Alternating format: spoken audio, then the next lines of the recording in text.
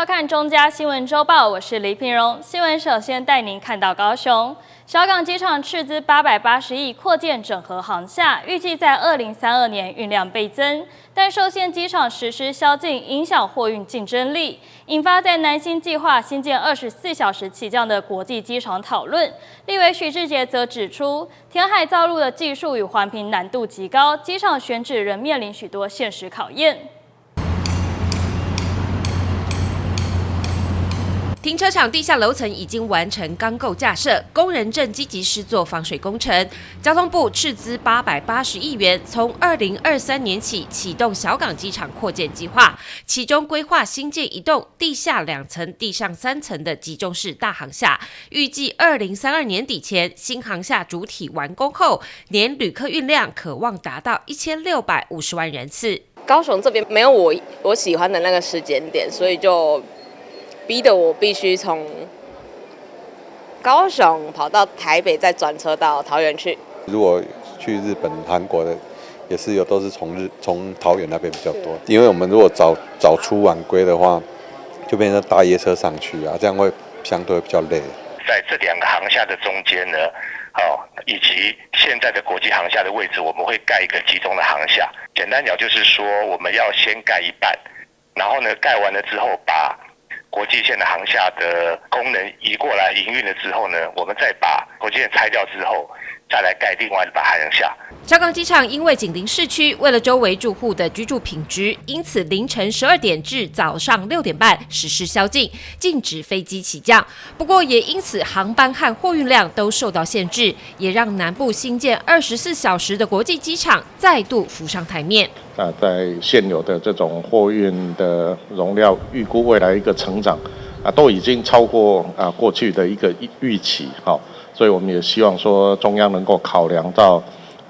去平衡發展，那以及大南方的這些國際航班不管是客貨運的這些需求都能夠及早來規劃。這個南新的這個國際機場，日本的關西機場，它其實是內海，它其實評估大概可以維持50年不會沉。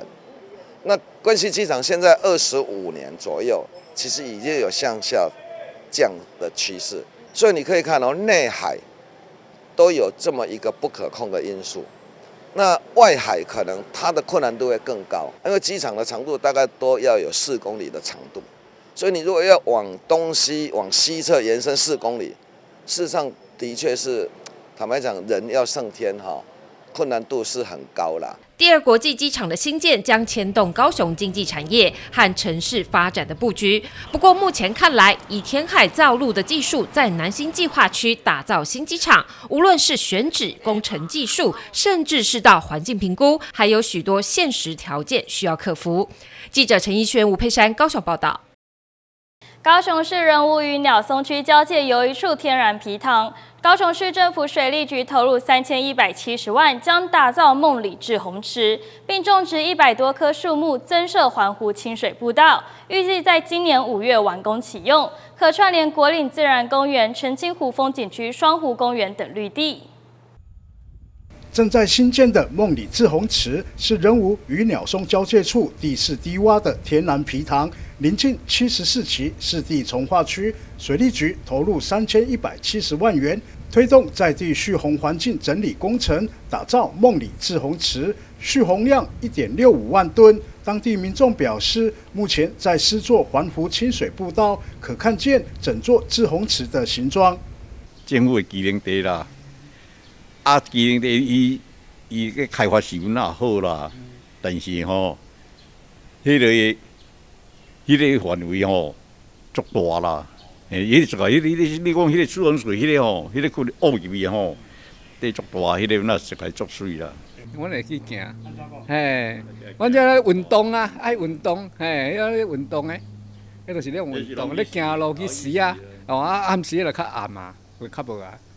水利局打造夢裡滯洪池，種植100多棵樹木，增設環湖清水步道，預計5月完工啟用，可串聯國嶺自然公園、澄清湖風景區、雙湖公園等綠地。那這個工程它的工程經費大概是3200萬元。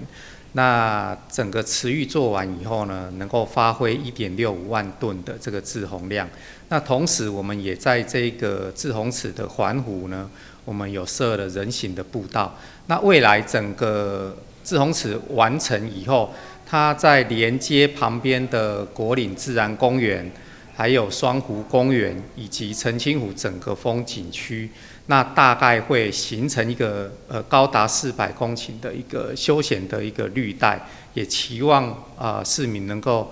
來這個地方休閒踏青。水利局指出，目前滯洪池坡面已整理完成，管線及排水管也埋設完成，進行人行道、草皮鋪設，整體進度已大幅超前。5月完工啟用後，將成為民眾休閒好去處。記者李正道高雄報道。高雄捷運再升級，配合岡山林園線建設，高雄市政府捷運局20日在智慧城市展中正式亮相全新的列車模型，不只導入無人駕駛系統，也結合智慧科技與節能設計，未來將成為串聯南北的重要運輸新力軍。嶄新列車模型正式揭幕，流線外形與現代感設計一曝光，立刻吸引民眾目光。高雄捷運局攜手國際列車製造商，共同打造岡山林園線專屬新車，象徵高雄軌道建設再邁進一大步。捷運局表示，新車在車廂設計上也特別強化乘客體驗，包含更寬敞的空間規劃、無障礙設施以及即時資訊系統，長者、孩童及行動不便族群都能安心搭乘，讓實際來到現場參觀的民眾對新車表現出高度期待。演唱會的時候的車輛越來越緊迫，人非常的多，那所以當然我們也是需要增加一些列車啊。再来的話就是正好我们目前正在新建小港林園線跟岡山路竹線，本身在新建過程我們就會架構列車，所以我們透過全新的架構列車，它之後這個列車進來之後，能夠跟原始的高雄捷運公司的紅線的列車能夠合併營運。這個時候，我們的列車數更足夠，又有更新款的列車，能夠達到更好的疏運效果。新列車會體現全台灣最新形態的一種所謂的服務功能，包含輕量化、流線型，然後不管是無障礙或是各種服務設施，跟整個的感受都會質感上都會有非常大的提升。那對於旅客服務資訊裡面新的設施，也會比起現在既有的舊設施會更加的友善跟親近。路竹昔日是竹林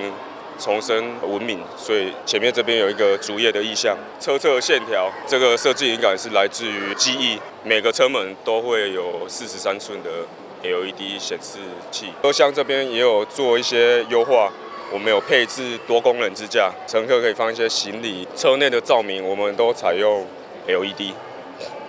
然後有自動調光的功能。很期待以後可以達到這種捷運，新的捷運，蠻期待的，嘿，就是很期待2028年會到高雄嘛，蠻期待啊，可以搭到新車，因為舊車不是已經10幾年，快20年，我覺得還不錯，空間看起來好像都蠻多的。是岡山的，所以我也很期待這台能夠通車，有這台新的車輛來服務。除了軟硬體升級，未來黃線將導入最高等級 Go A4 無人駕駛系統，不僅提升營運效率，也能降低人為風險，朝智慧運輸全面升級。此外，國際廠商也分享整體都市新能源概念，為大眾運輸未來式提供參考。韓國目前在推展的一個氫能源，然後現在這一套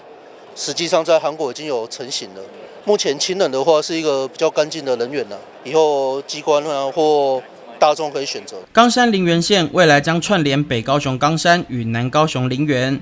貫穿多個重要產業與生活圈，不僅強化南北交通連結，也渴望帶動沿線發展。捷運局強調，新車上線後將大幅提升整體運輸量能，讓市民通勤更加便捷，也讓高雄朝智慧、綠色與永續城市再邁進一步。記者張世明高雄報道。因台積電設廠進出車輛多，交通局在左南路設置機車專用道，同時在外側設置大車右轉專用道，但不少騎士慣性靠右誤闖右轉道。交通局強調，已經設置告示牌，將滾動調整標示，提醒民眾依標誌行駛，不要與大車爭道。摩托車車流一來一交就得拼命指揮，示意摩托車走機車專用道。為了讓右轉台積電的大車與機車分流，確保機車安全，交通局在楠梓左南路設置了大車右轉專用道，供進到園區的大車使用。靠內側則設置機車專用道，但是許多摩托車卻會誤闖進右轉道。我以為這邊待轉區嘛，過來這邊就直接待轉了。他們還是會有闖紅燈闖過來要切到那個世運大道的情形啊。就算移交疏導也不一定有效啊。哎呀，他們的闖也不是很理想啊。楠梓分局說明，因車道已經開通，而且是右轉專用道，若直行車闖入，就可依占用車道的罰則處以罰鍰。左南路北向右轉台積電的園區南路右轉專用道，目前專供廠區的大型車右轉使用。一般直行車不得占用行駛。依《道路交通管理處罰條例》第48條第7款，設有左右轉彎專用車道之交叉路口，直行車占用最內側或最外側專用車道，規定可處新台幣600元以上1800元以下罰鍰。交通局已經在專用道旁設置告示牌，同時標示機車專用道路線，但機車闖入的次數太過頻繁，交通局將會滾動調整標示方式。那交通局並已設置右轉專用的標誌和標線來導引用路人來使用，為仍有部分的直行的機車族沒有注意而靠右駛入，反而造成了違規的問題。那本局將會持續檢視加強路口的設施，也請用路人依據這個標誌標線來行駛。交通局呼籲，左南路目前的車流動線已經調整，請騎士務必留意路面的標線與懸掛式牌面，避免依照慣性靠右行駛而誤闖入右轉專用道。記者吳佩珊高雄報道。位在輕軌站旁的台灣小吃主打紅燒魷魚麵羹與肉燥飯，餐點現點現做，用料實在，受到不少上班族群的喜愛。因此，每到用餐時間，店裡便會有許多外送訂單，讓老闆一家忙得手停不下來。小小的廚房中，一家4口各司其職，從備料、烹煮到裝盒，動作快速利落，一點也不慌亂。似乎對於不間斷的訂單習以為常，熱騰騰的米粉與金黃酥脆的炸魷魚塊一份又一份的出鍋，熱鬧的景象與另一邊的台面相呼應，逐漸堆疊成小山一般高的餐點，正等着外送到饕客手中。我們做17年了，一開始是我父親他先開的啦，然後我就大學畢業之後就回來幫忙，這樣每天的狀況都不太一樣。對啊，有時候就都在忙外送啊。這邊的用餐客人比較時段沒有那麼固定，對啊，有時候中午沒有很忙，但是下午離峰時段很忙，對啊，就不太一定。外送佔蠻多的，對啊，外送可能是因為地點的關係吧，對啊，然後一些公司行號外送也很方便啊。一碗紅燒魷魚麵羹端上桌，濃郁的湯羹帶着微微勾芡的滑順口感，剛炸好的魷魚塊外酥內軟 Q， 兩相結合呈現出經典的台灣味。除此之外，還可以再搭配一碗肉燥飯，紅棕色的肉燥滷的油亮，在白飯上均勻鋪開，滷汁散進米粒間，讓人忍不住一口接着一口享用。我們招牌就是魷魚、鹽酥魷魚，然後還有紅燒魷魚羹。那我們肉燥飯也非常好吃，然後豆腐我們是每天自己現炸的，不是買那種現成的那種滷豆腐，是我們自己炸的。然後比較特別，就是蛋我們是用鴨蛋，不是一般的雞蛋，所以它的蛋黃很香。對啊，然後肉燥飯的話都是用那個溫體豬的肉燥下去炒的。那魷魚也是都是那種特級的，最新鮮的下去做。開在輕軌站旁邊的平價美食，憑借着周邊公司行號的青睞與尋常饕客的推薦，逐漸累積出好口碑，將這份一家人都愛的美食帶給更多民眾。記者洪俊傑、李品榮高雄報道。台南知名的阿蓮牛肉湯從新化搬來市區已經有2年的時間，因為場地受限，自家神明林家謝府元帥一直寄放在廣興宮。如今2代老闆林成偉事業有成，耗資數百萬來營一顆，希望未來謝府元帥繼續保佑牛肉湯店營運順利。此外，店門口也掛上招牌匾額，邀請副市長江林煌、北區區長潘寶書等人前來接匾，場面隆重盛大。高雄翠屏義鎮的勵志金釵團打頭陣，加上宜蘭漢光一隊精彩的奏樂，這是主祀謝府元帥的阿蓮牛肉湯所舉辦的繞境活動。因為我們去年沒辦法安坐，所以今年的方位剛好可以，所以就選在今年。剛好有詢問神明可以，因為一切都是由神明決定決定這個位置，所以我們才會來公園店這邊開這樣。這是我第一次參加繞境，然後也要謝謝偉哥，然後讓我認識了很多都我不知道的一些拜拜的一些習俗啊，然後我還知道原來有這麼多的表演節目啊。來自新化的林家以牛肉湯聞名，此次特別選在公園路分店入夥安坐，為了隆重起見，安排7個陣頭，耗資數百萬來壓幾顆。同時掛在店門口的茄東入石榴招牌匾額也正式揭匾，因為店址就位在中西北區交界，兩區區長、在地人士，甚至是明星藝人都來相挺，場面隆重盛大。很久就聽過阿蓮牛肉湯了哈，是應該是第一間來吃啊，真的我覺得說真的有道地我們台南的這個口味了哈，難怪他生意會這麼好。表示阿偉呢，他做人非常成功，在這裡也祝我們的阿偉呢，生意興隆，財運萬事，大亨通以外呢，馬到成功，馬上有錢。店家主打當日直送的溫體牛肉，搭配清甜的湯頭，成為不少在地人與觀光客的首選。除了招牌牛肉湯，店內的芥蘭炒牛肉與牛雜湯也深受饕客喜愛，尤其是來上一碗油油亮亮的牛肉燥飯，內用吃到飽假免驚。他們的湯呢都非常的鮮，全部都是用大骨啊、蔬果啊去熬的，所以講吼，那邊講好吃道地的牛肉湯吼，真的就要來我們阿蓮這邊，超好吃的，非常好吃，推薦給大家。隨着台南美食觀光持續升溫，第2代老闆林成偉憑借着穩定品質與親民價格，在眾多牛肉湯名店中站穩腳步。現在更是頭一家結合宮廟形式的牛肉湯專賣店。記者蘇懷騰的報道。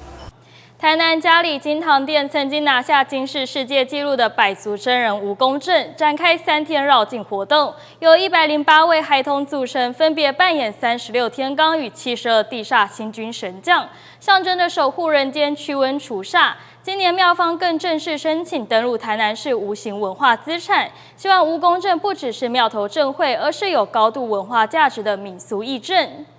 對着鏡頭開心比耶，小女童戴上頭套，扮演36天罡的天拜星，模樣超可愛。真人蜈蚣陣上面坐着108位神童，今年年紀最小的只有1歲7個月大，清晨6點就出發繞境，2點就要起床準備了，辛苦是一定會啦。那主要我們是想要就是去祈求平安，想讓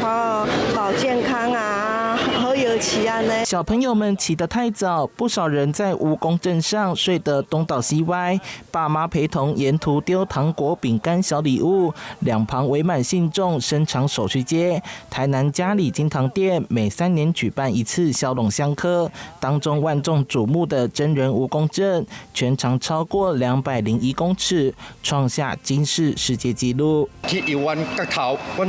，17角頭24傳承的這個廟宇吼，來做這個巡視啦，吼，就是介主要是講辟邪。那阮迄個夜光燈頂管吼，阮有坐108個神童，哦，主要是36天罡跟72地煞呢。名列南瀛5大香科之一的驍龍香科，歷史可追溯至清朝1720年，是最完整的文王教典，曾經中斷80多年，民國71年恢復。從王傳、王府等許多儀式，廟方都按照古禮來辦，這回更以真人蜈蚣陣來向台南市政府申請無形文化資產，包括整個內底布置，包包括整個流程的運作，包括人員的操作，阮鄉科會盡全力來做這個工作吼，因為畢竟咱已經13科啊吼，進入14科吼所以咱整個活動會使講大家盡全力要來甲推動吼。站在一個文資保存這個立場，那我們是樂於看到廟方主動來提報這樣子無形文資的一個申請。那我們受理之後，後面還有一些屬於無形文資上面真實性的一個保存、維護跟輔導。無公證製作涉及木作、彩繪與陣頭訓練等多項技藝，希望透過制度保存與文化推廣，讓這項百年義陣持續傳承，也讓更多人看見台南豐富的廟會文化。記者邱懷談的報道。位於台南高鐵站區的三井Outlet2期完工，經過試營運後，日前正式開幕。總共新增47間知名店鋪，有深受歡迎的人氣超市樂比亞。二館加起來總店鋪將近240間，一年營業額上看50億目標。在石鼓集樂團震撼鼓聲表演，為台南高鐵站區三井Outlet2館啟用揭開序幕。包括日本三井不動產副社長山本龍志也專程出席。現場還有日本台灣交流協會高雄事務所所長、交通部鐵道局副局長呂欣喜、台南市副市長趙新惠，以及多位民意代表都到場，場面熱鬧。3、2、1，請剪彩。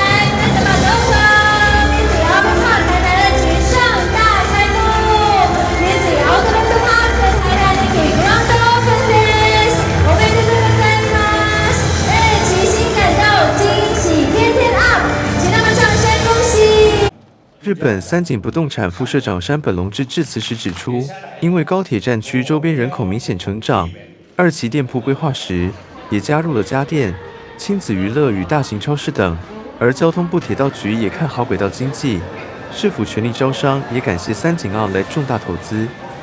這一次我們的2期增加了47家的專櫃，1期跟2期總規模達到了236家。除了擴增更多具有魅力的 Outlet 品牌，更加強了我們的餐飲之外，同時我們也導入了在地居民日常生活所需要的生活用品、娛樂設施等等，實現成為在地居民生活的支援者。我們有信心，來訪的每一位都能夠享受到更加愉快的時光。我們鐵道局在推這個軌道經濟哦。那我們在推一個想法，就是那個車站城市，或者叫 Station City。我們覺得在這個台南車站這邊，它是一個無限潛力的一個地方。各位隨着各種產業的陸續進駐，還有將來的交通，包括藍線的連接，我們相信這個會除了一個現在是一個重要節點外，將來會是我們一個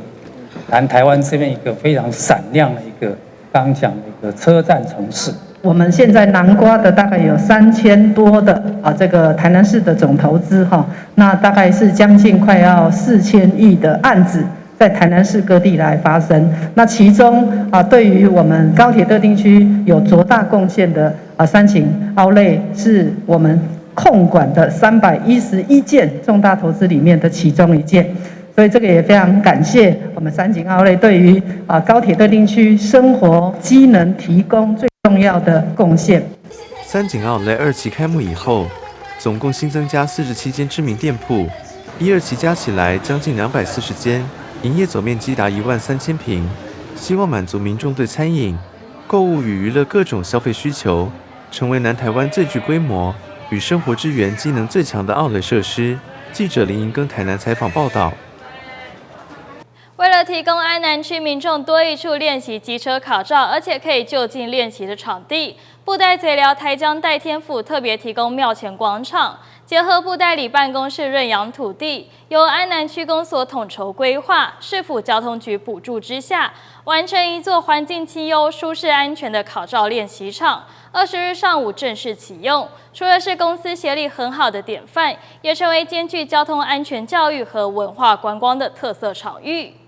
台南布袋嘴寮台江代天府主事吳府千歲，除了是知名信仰中心，長期守護台江，這回因應安南區在地民眾機車考照的需求，更主動提供廟前土地，由布袋里辦公處認養，委由安南區公所統籌規劃，並爭取市府交通局補助經費，成為標準的考照場地。日前正式啟用，就吸引民眾就近來練習。對於環境清幽、安全舒適，而且還有王爺保佑加持，相當安心便利。它這邊比較空曠，比較安全。旁邊有樹蔭跟涼亭可以躲太陽。那邊也有廁所可以上，就是這裡比較少這種練習的地方。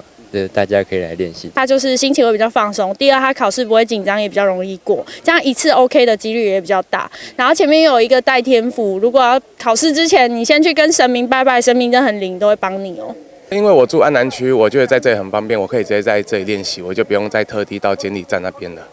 對我來說便利性，我覺得提升很多。根據了解，目前安南區在東西兩側分別有2處機車考照練習場，不過實在供不應求。雖在政府和民間協力，除了誕生第3處，加上活化土地的建設模式，也成為很好的典範，甚至是兼具交通安全和文化觀光的特色場域。這個是一個非常好的一個典範的例子，就是由廟方提供這個停車的空間，也算是一種空間的一個空地的活化，能夠讓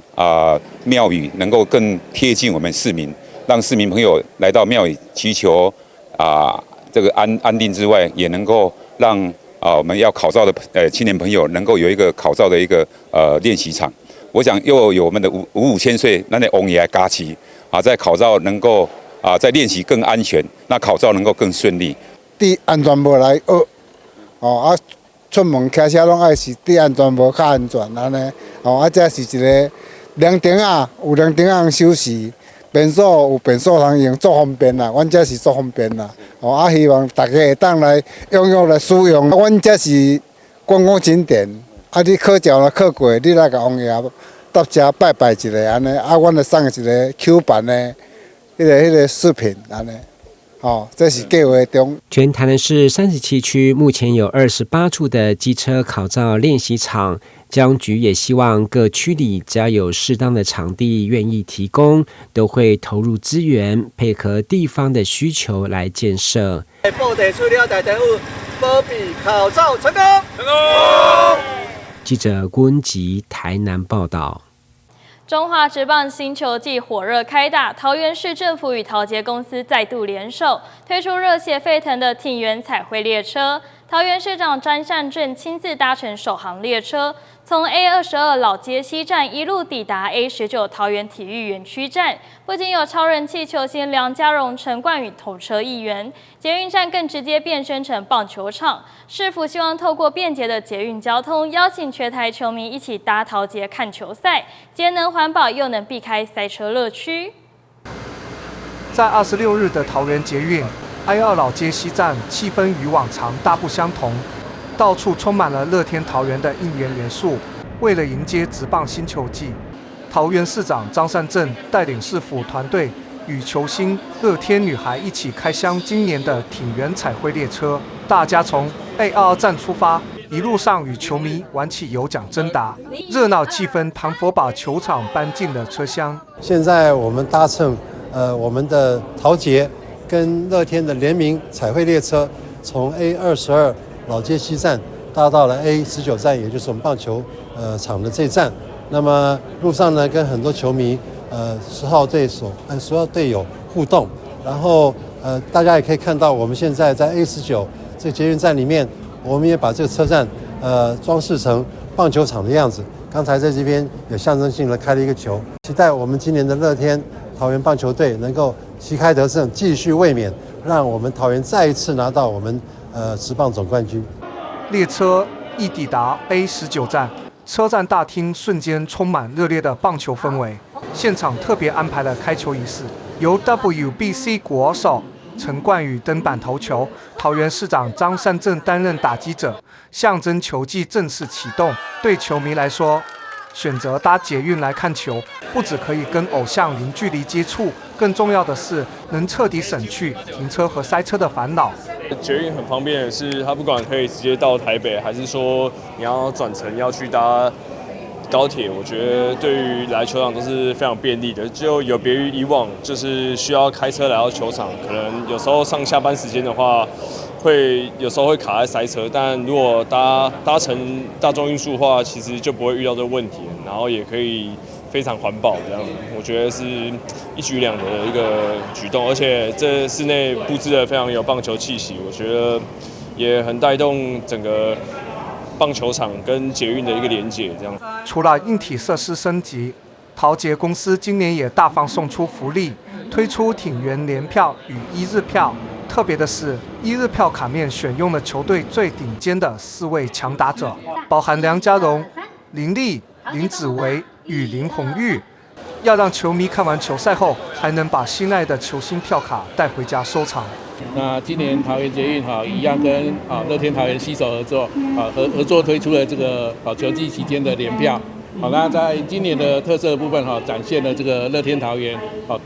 暴力打線的特色。那挑選了我們最頂尖的4位打者來做這一次今年的這個一日票的這個版面。那球迷在球賽期間都可以到我們全線各車站購買今年的這個球季的聯票。聯票包含了這個挺員一日票之外，還有這個球賽入場的這個兌換券。那另外也可以在 iPhone 做線上的這個預約訂購。那在訂購的時候選擇這個挺員聯票就可以完成訂購。活動現場也聚集了許多資深球迷，有人從2013年就開始支持球隊，看到球隊與在地捷運深度結合，直呼非常有感。那我本身是2013年就支持桃園那個球隊的，我本身是桃園人，所以算是資深的桃園球迷。這個也是很棒的一個活動，一個方式，可以多推廣。我覺得這個活動就是蠻多體驗，就是多一些體驗，平常很難遇到的事，覺得還很棒。彩繪列車蠻特別的，那過往可能時間上不見得每次都能配合啦。那這一次剛好時間能夠配合，那當然是有機會就會來參加這樣。其實這桃園這支球隊本來就跟在地蠻多的結合的啦，所以當然是其實他們過往就做蠻多的，那當然是樂見以後是會有更多，或者是拓展。像因為我本身住台北啦，那當然也希望說他們能夠跟其他的縣市也有一些其他相關的連結。桃園捷運挺員列車即日起正式啟動，市府邀請大家白天搭桃捷旅遊，晚上進場看球賽，用實際行動支持在地體育發展，一起為樂天桃園加油。記者李成浩，桃園採訪報道。為了協助更生人重新回歸社會、穩定就業，新北市地檢署與財團法人台灣更生人保護會新北分會近日舉辦更生事業群簽約儀式，攜手多家友善企業，提供近50個工作機會，盼透過產官合作，協助更生朋友重新出發。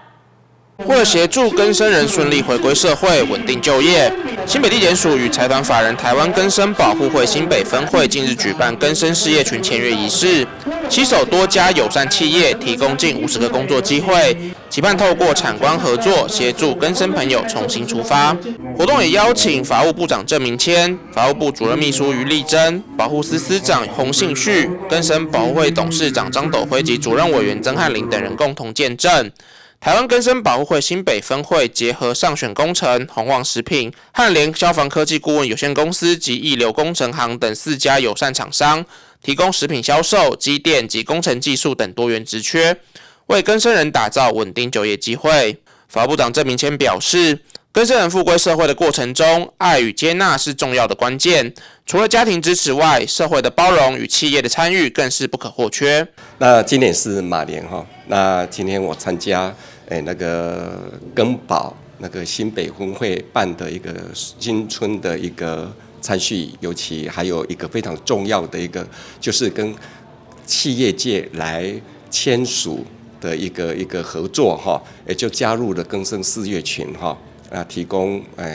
給更生朋友一個工作哈。那我們知道更生朋友一出獄之後，面臨的就是一個就業的一個問題。那如果說有穩定的一個就業，他就有工作的機會，他有收入，我想他個人，他甚至還可以養活這個一個家庭哈。那我想這個家庭的功能就整個完全的一個恢復了。那我想這個是也給更生朋友一個很大的一個支撐的一個力量。法務部長鄭明謙也特別感謝這次幾家企業提供實質工作的機會，不僅讓更生人獲得收入與勞動保障，也建立重返社會的信心。相信這會成為協助更生人重新站穩腳步的重要力量。今天非常開心，就是有4家的一個企業哈，那今天來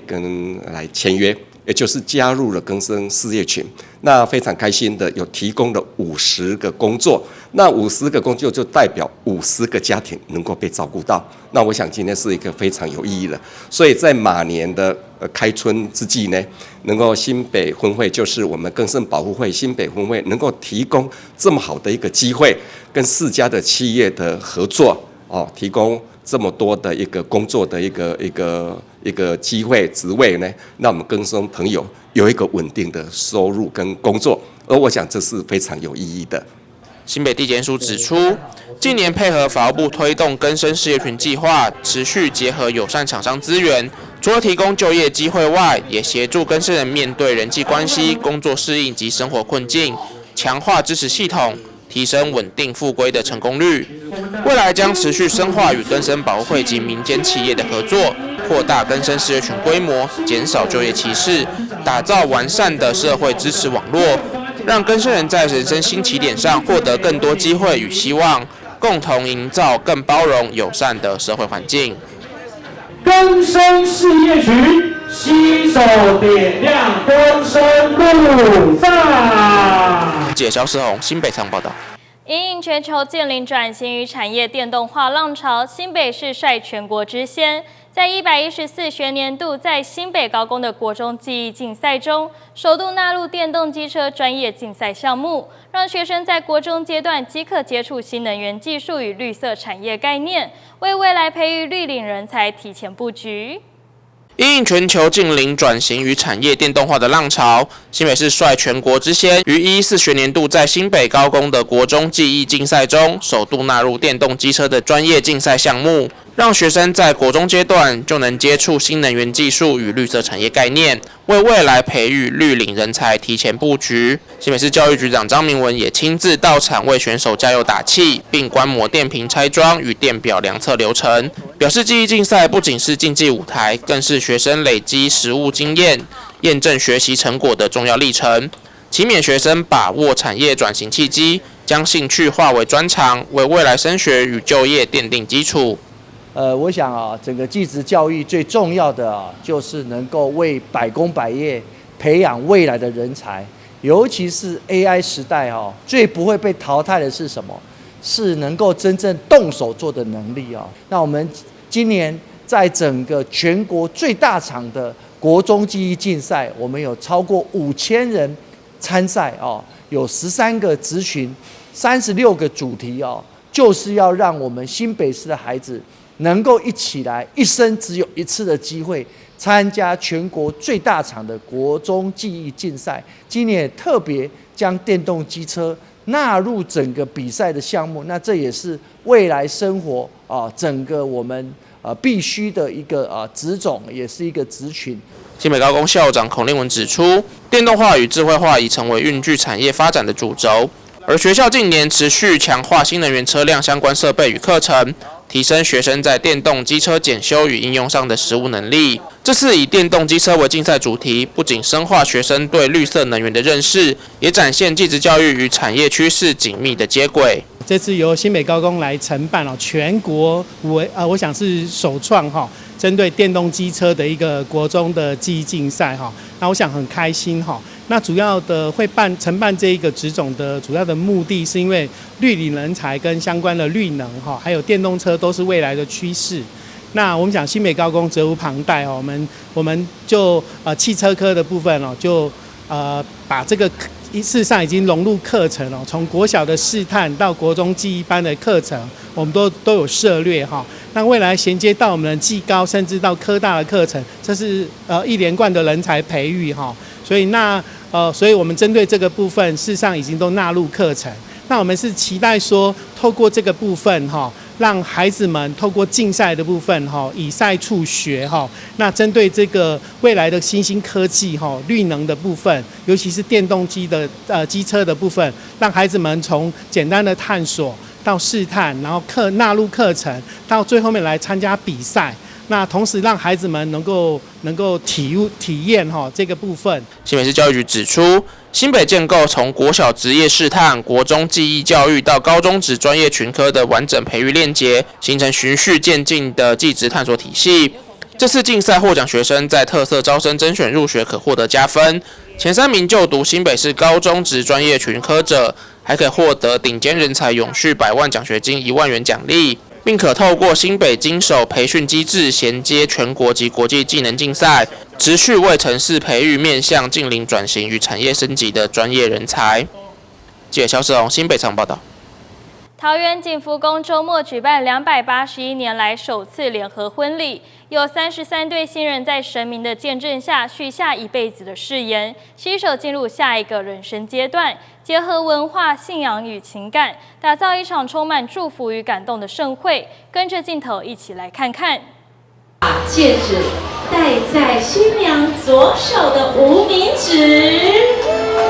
代表雙方情。新人們交換戒指，許下一輩子的誓言。桃園景福宮週末舉辦首次的桃園大廟遇到愛聯合婚禮，33對新人在廟埕前，在神明的見證下完成婚姻大事。廟方提供婚紗造型、攝影、錄影、捧花對解跟禮品抽獎，有機會抽中沖繩、澳門、香港的來回機票，為桃園舊城注入浪漫與活力。這次的婚禮的話，我們送很多東西哈，新郎新娘的化妝都是由我們本宮負責的，還有對戒哦，還有很多禮品，尤其還有可以抽獎，可以抽到了香港哦、澳門還日本的這個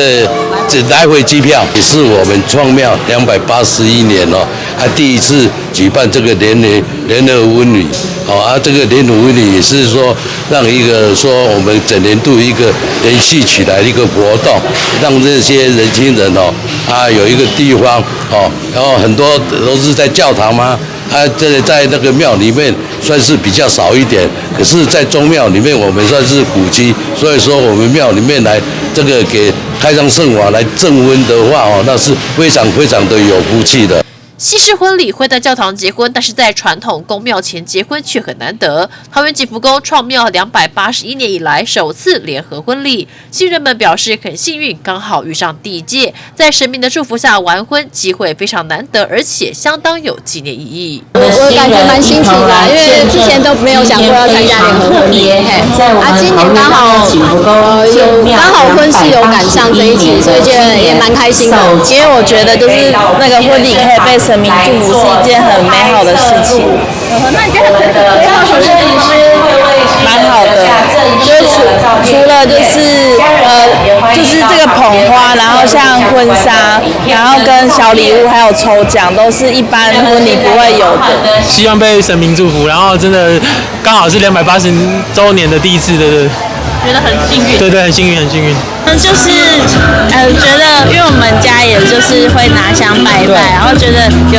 剛好借着這個機會，因為我們前陣子剛登記，然後剛好會成為在桃園居住下來。對，那因為大廟是我們很重要的文化的信仰，所以我覺得在這裡辦這個聯合婚禮非常的有意義。對我這個在地桃園人跟未來要嫁來桃園的新娘來說，都有很重大的意義。沒錯，就是會非常的開心，在這個第一次首辦的部分就來體驗，然後希望帶給後面，後面也可以讓很多人來這裡，就是獲得幸福。桃園副市長蘇俊斌也以證婚人身份出席活動，表示大廟在姻緣、子嗣、學業及家庭幸福等面向提供一條龍服務。他自己結婚16年，也分享維持婚姻的小秘訣。我算我也結婚16年哈，那16年來不可能每一天都是風平浪靜，每一天都是很非常的平順哈，一定會有一些波濤，有高潮，有低潮。那最重要的是，我給大家的秘訣是1+1等於1.5的精神。整。什麼叫1+1等於1.5呢？就是1+1不会等于2，因為呢2個人彼此不一樣的地方，彼此不能接受的地方，彼此慢慢需要磨合的地方，可能呢都必須要做一些調整。最後呢，我們的新郎跟新娘可能慢慢一對夫妻會有越來越多的地方越來越像。那這個呢就是彼此犧牲換來的，可是這個犧牲呢一定可以帶來更多的甜蜜，所以以這個來祝福大家。這是景福宮第一次舉辦聯合婚禮，深具歷史意義。過去4年來，廟方每年都舉辦未婚聯誼活動，鼓勵青年男女在月老的牽線下覓得良緣。未來規劃每年舉辦聯合婚禮，邀請新人們在神明的祝福與加持之下，邁向下一個人生階段。記者Level1團報道。基隆市長謝國樑正式宣布啟動基隆長樂65專案。謝國樑強調，市府在完整評估財源、財政負擔與預算結構之後，決定大幅提升本市長輩的福利待遇，落實照顧長輩義不容辭的施政理念。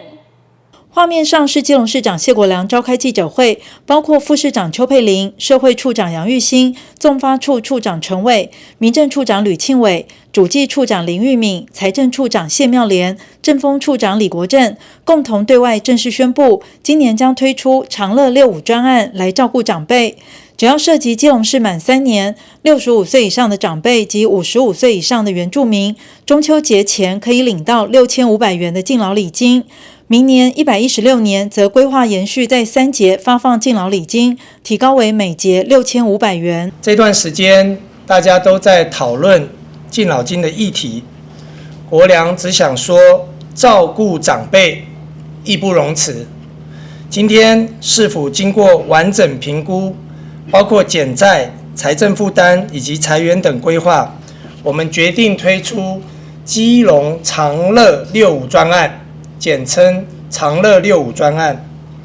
今年中秋節前，我們會針對65歲以上涉及滿3年的長者，普發6500元的敬老禮金，同時也會籌措財源，編列預算。明年起3節、春節、端午、中秋，我們會延續針對65歲以上涉及滿3年的長者，每節發放6500元的敬老禮金。前我們估計的話是有84000，就是包含55歲以上的原住民，55岁以上的原住民，還有那個65岁的人口，那總共初估是84000人。那用6500萬來估算，我們一個就是5.64億。那這部分我們已經納入我們的115年度追加點預算。我們彙整各局處資源，精算未來整體的財政需求，市府將透過3大核心主軸，確保預算的永續與穩健。1、債務空間的適度運用及管理。針對本次專案，是在預算法及公共債務法規範的在線範圍內，同時不排擠現有的重大建設，如交通、都市更新等前提下所規劃的，持續優化債務結構，確保利息支出在可負擔範圍，優先照顧本市長輩。2、促參投資及開源效益。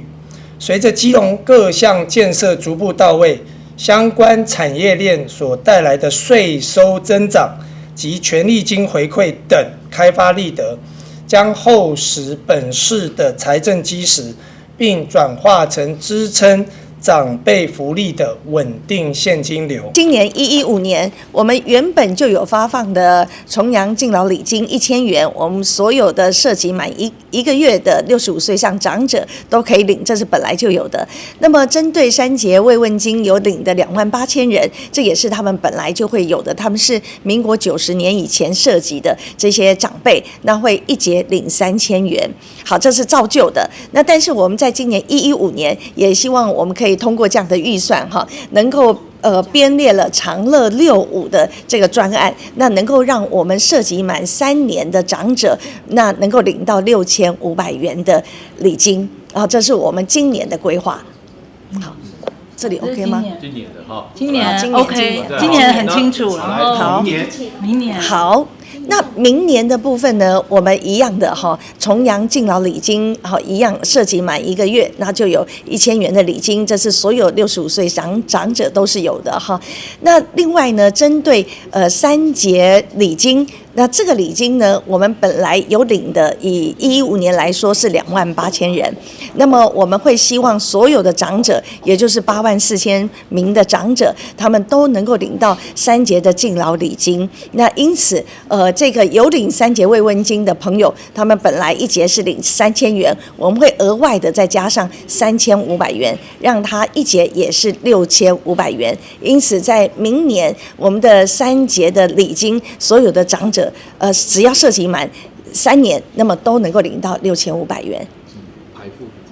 對，那當然我們也有排富的規劃哈，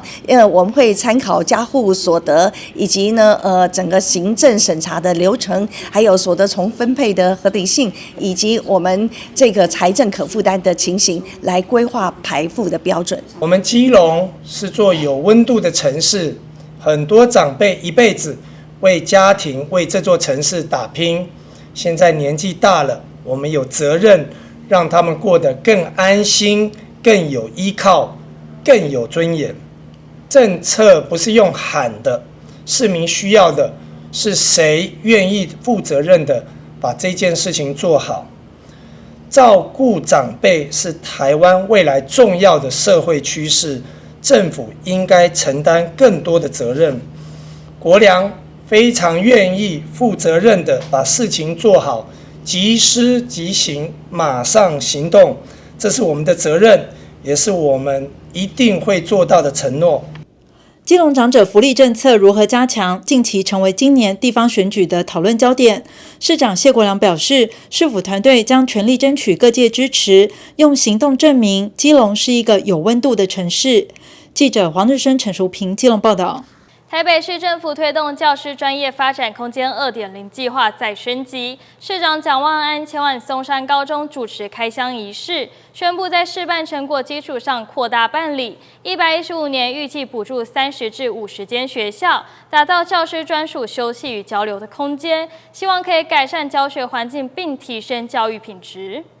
市長蔣萬安與教育局長湯志明一同體驗按摩椅，並走進溫馨茶水區，與教師面對面交流，實地感受空間的使用情形。市長蔣萬安前往松山高中主持松風閣開箱儀式，他也分享身為3個孩子的父親，回家有時都難以招架，更能體會教師面對30多名學生的壓力，強調市府將持續支持教師，讓校園成為更友善的教學場。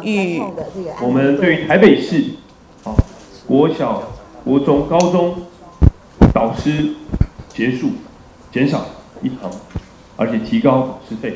第2，我們全面增加專職的行政人力。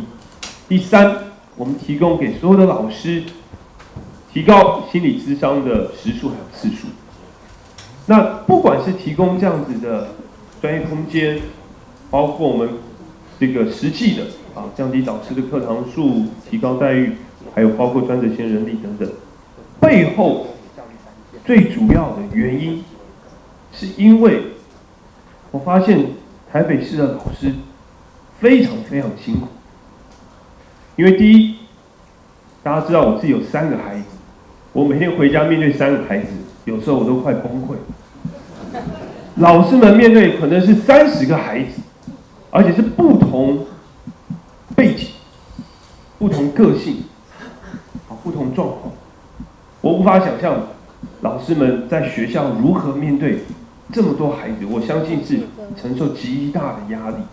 教育局指出，教師專案發展空間 2.0 去年在16所學校試辦成效良好，今年將編列約5000萬元的預算擴大推動，每校園則補助100萬元，最高可達145萬元，並規劃完善使用機制，兼顧教師專業交流與紓壓需求。我們不算是獨創，但是在全台灣我們算是首辦的啊。那這個觀念呢，我在2011年的時候我就看過。澳門最好的學校是私校培正國中學，他們的這個你可以看到他们的這個按摩椅是整排啊，所以我們上一次呢，我的政策跟市長報告的時候，市長說按摩椅很好，所以我就趕快跟大家，在去年的14年年底的時候，我們先做私立16個學校示範啊。那這個是我們對老師的一些支持硬體的部分，除了叫做2.0之外呢，我們在12年開始其實我們陸陸續續的做了蠻多在空間上的改善，就直接就針對我們老師跟學生來做改善。市府表示，透過硬體空間與制度改革雙軌並進，期盼打造更完善的教師支持系統，讓教師在高壓環境中維持熱忱，進一步留住優秀師資，吸引人才投入，為台北教育注入長遠動能。記者林希慧台北報道。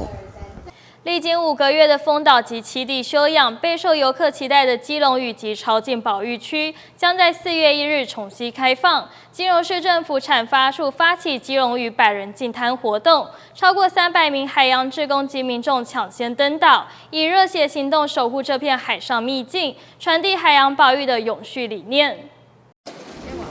來到基隆嶼，大家分工合作，一起淨灘清垃圾，替4月1號即將開放登島的基隆嶼找回乾淨的環境。那這麼多垃圾袋，真的沒辦法想象會有這麼多的那個垃圾，那保特瓶就不會再危害到我們海洋的這些生態。載着超過300位淨灘志工的娛樂漁船，浩浩蕩蕩從八斗子遊艇碼頭出發，參加市府舉辦基隆嶼淨灘活動。淨灘活動呢，看到很多人啊，尤其一些小朋友，他們拿着垃圾啊，然後過來的話，其實我們希望每次淨灘活動的話，都能帶給一些小朋友的話，心靈的一些成長。他們看到了我們的環境受到了改變。